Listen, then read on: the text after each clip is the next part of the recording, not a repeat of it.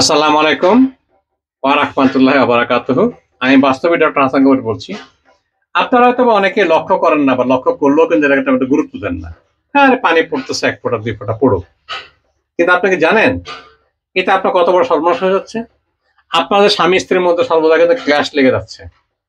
আগে ছিলেন মিত্র ভাবাপন্ন রূপ, এখন কিন্তু মিত্র ভাবাপন্ন রূপের মাত্রাটা অনেক কমে গিয়েছে। শত্রু হয়ে গেছে আমি কিন্তু এটা বলব না। আল্লাহ মাফ করুন। আবার দেখবেন যে আপনার ছেলে মেয়ে থেকে থাকে, ওদের কিন্তু লেখাপড়ায় বিঘ্ন হচ্ছে, ওরা কিন্তু লেখাপড়া করতে মন চাচ্ছে না বা ওদের মন বসে না লেখাপড়া করার জন্য। আবার সবচেয়ে যে মেন যে জিনিসটা আছে, ক্ষতি করতেছে, আপনার বাসা থেকে অযাচিত ভাবে কিন্তু আবার টাকা পয়সা বেড়ে যাচ্ছে এই পানি ফোঁটা ফোঁটা পড়ার জন্য।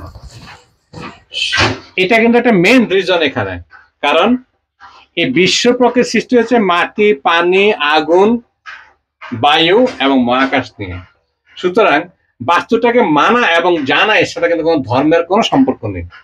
এটা কিন্তু অনেকে বলে বাস্তু হিন্দুরা মানবে। কেন রে বাবা, বাস্তু হিন্দু কেন মানবে? কখনো কাবাঘরে গিয়ে দেখেছেন ১০০% বাস্তু মোতাবেক আছে যে মক্কা শরীফটা, মদিনা শরীফটা গিয়ে দেখেন তো।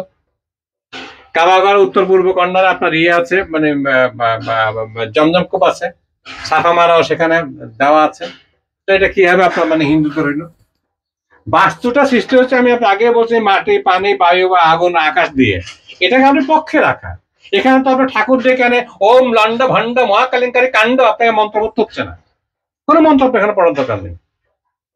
না এটা হিন্দুদের, না মুসলমান, না খ্রিস্টান, না বৌদ্ধ, পৃথিবীর কোন ধর্মের না। আপনি মানলে আপনি সুখ পাবেন, শান্তি পাবেন। আর না মানলে আপনি আপনার সমস্যা আপনি ফেস করবেন। আমার দায়িত্ব হচ্ছে জানিয়ে দেওয়া। মানবেন বা না মানবেন আপনাদের।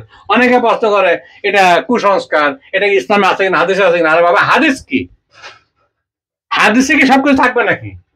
কোরআন শরীফে আছে, হ্যাঁ আছে, কোরআন শরীফ আছে যে তোমরা অপব্যয় করো না, পরিষ্কার বলা আছে আল্লাহ রাব্বুল আলামিন।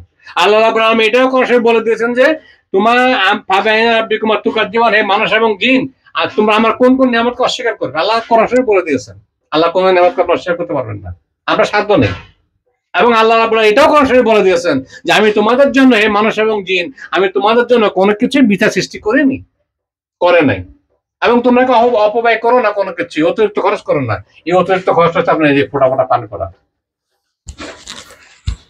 আমি হুজুর না, মাওলানা না, কোন পীর ফকির আওয়াজ কুতুব না। আমি কবিরাজ, আমি জ্যোতিষ, আমি তান্ত্রিক, আমি বাস্তবিক, আমি একজন ভালো ডাক্তার, নর্মাল ডাক্তার না, খুব ভালো ডাক্তার আল্লাহ আমার।